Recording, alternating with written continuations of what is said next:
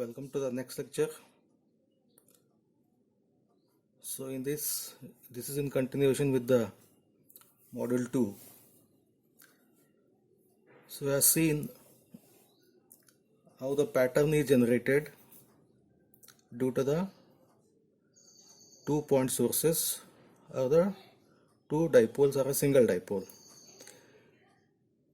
So depending on the application, whether you want the directivity to be more or less, or beam width to be more or less, that is decided by the pattern. If I have the multiple point sources, like I have the 2-point sources with the black dots, point source is nothing but a isotropic, source. Along with that point source, I will use the two dipoles, which is non-isotropic, but it has a characteristics similar to the point source. Now due to this point sources, you will get one pattern. From this dipole you will get another field pattern. Then at a distance p, the net effect will be the multiplication of the pattern due to this point source and pattern due to this dipole. Okay. The field pattern of isotropic point source is given by E0 equal to E1 sin theta, and from the dipole you have E equal to 2E0 cos phi by 2. Then the resultant field will be 2E1 sin theta cos phi by 2. The normalized value of the field is given by pattern of isotropic source into pattern of the dipole source. In general, it is a multiplication of the magnitudes, and phase is addition of the due to the point source, and this is due to the dipole. If you see, the antennas placed at a distance of lambda by 2, this is a different example, nothing to do with the previous, that is for the explanation only. It gives a pattern of 8 if the dipole height is lambda by 2. So dipole height is a lambda by 2, means it is a antenna. This height is lambda by 2, and this is a feeding point. At feeding point we will have some sinusoidal signal. And the same antenna with height lambda, it gives a pattern of 8 along with in the x direction as well as in the y direction. Then due to these two antennas, one is of height lambda by 2, one is of height lambda, at a distance point the magnitude and the phase, the magnitude is the multiplication of these two. You overlap these two figures and find the common area. So this is going to result into this pattern of 8 along with the side lobes. Okay, I will take another example wherein the pattern is 2 circles and another is a pattern of 8. When I overlap these two, the common area will be this one, the red hashed signal. This is the space. As a result, when you multiply these two, here its value is 0, here it has a definite value, but common area is this one. Its multiplication results into a figure of 8 only. Okay. So this is due to a linear array. So I have taken the two antennas. Linear array means what? Its magnitude and the phase are same. These are the antennas. If I consider these are the antennas, when I say antenna, this may be a dipole antenna or some other antenna, wherein every element, every antenna is fed with the same magnitude as well as the same phase. That is called as a linear array. Okay. In the case of linear array, there is always side lobes will be there. Means instead of concentrating the power in the desired direction, you cannot do it so fully because it generates the side lobes. Some power will be distributed in the side lobes.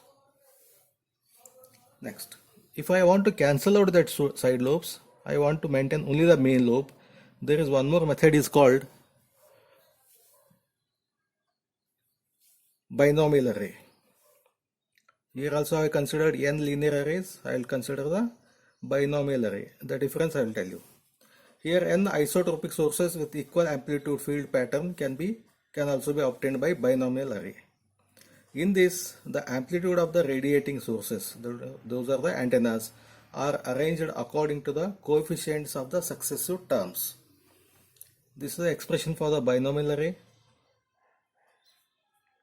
which is given by a to the power of n minus 1 plus n minus 1 by 1 factorial a raised to n minus 2, this one. This is going to give the some coefficients, and n is the number of radiating sources. Here the condition is that between two arrays, the distance should not be greater than lambda by 2.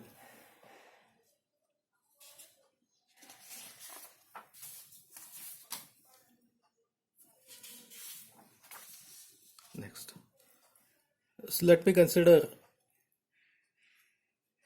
the binomial array with one source. Radiating amplitude is 1.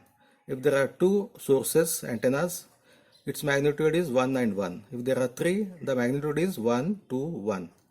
If it is 5, the magnitude is 1, 4, 6, 4, 1. Okay, it should be in this pattern, or it may be 2, 8, 12, 8, 2, something like this. Here you see these antennas are placed at a distance less than lambda by 2, and magnitude of this one is given by 1, 5, 10, 10, 5, 1. This is for a case of n equal to 6. Whereas for the linear array, the magnitude is same, x, x, x, x, x. Every antenna is fed with the same magnitude. Here it is not the case. So by doing so, you will get some advantages of this one.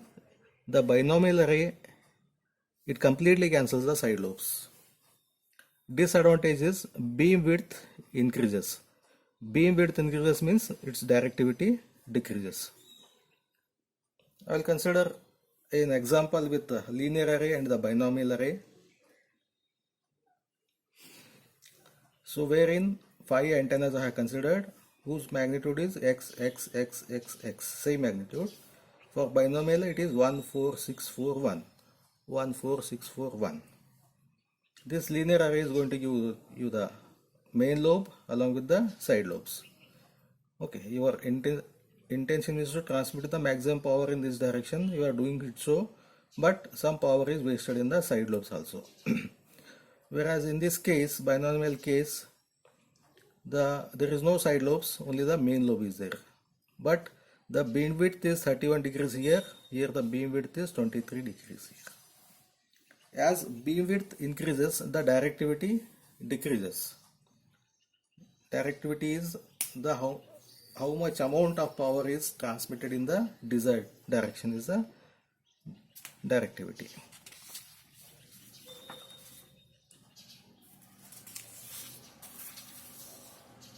Coming to the forms of array, it may be a broadside array or a end fire array, or a collinear array or a parasitic array. For our syllabus we have only these two. And the broadside array, it consists of number of identical antennas placed parallel to each other along a straight line. This is a straight line, they are placed with a distance of d apart. This straight line is perpendicular to the axis individual antenna called as the axis of the antenna. This is the axis of the antenna. So this is the axis of the antenna, this is a line which is passing through all the antennas. Here the difference is all elements are fed with the currents equal in magnitude and same in phase. Okay, this is equal in magnitude and same in phase are fed with to these all antennas. And by doing so, you will get the maximum radiation is in this y direction, plus y and minus y. As a result, this is a pattern due to this broadside array. Next, what is an end fire array? Antenna arrangement is same as this one, but all antennas are fed with the same current, that is magnitude is same, but their phase vary progressively along the line.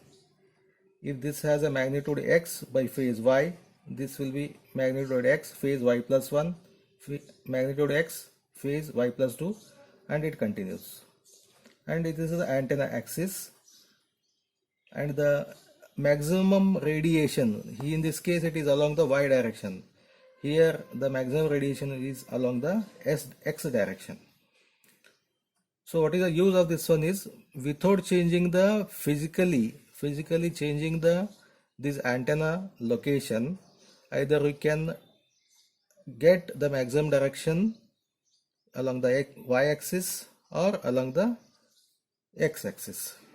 So that is the one advantage of feeding the antennas with the different this one. We'll stop here, we'll continue.